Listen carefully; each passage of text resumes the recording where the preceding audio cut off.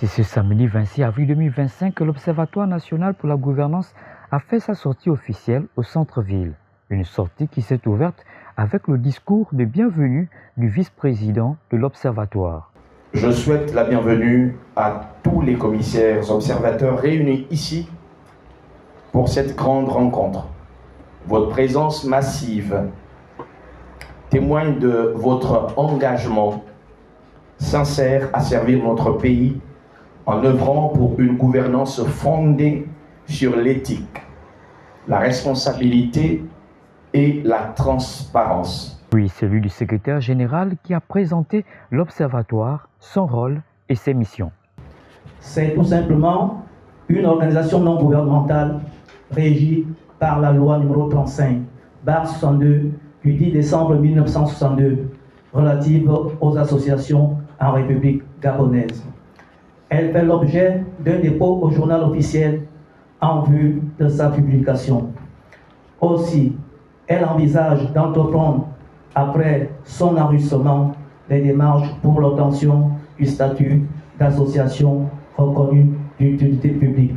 L'Observatoire national pour la gouvernance dispose d'un bureau exécutif de 13 membres qui se réunit autant que nécessaire et composé d'un personnel administratif et d'une coordination nationale, composée de plusieurs commissions techniques en charge de la mise en œuvre des missions. Enfin, pour le président de l'ONG, cette dernière servira d'intermédiaire entre les citoyens et l'exécutif, mais surtout entre le président et son peuple.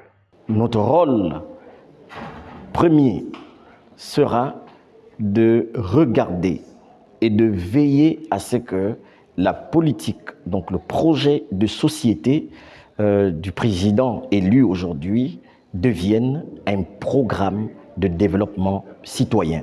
C'est des propositions que nous allons mettre sur la table des plus hautes autorités et d'accompagner l'exécutif de telle sorte que le projet de société du président de la République devienne un programme national citoyen.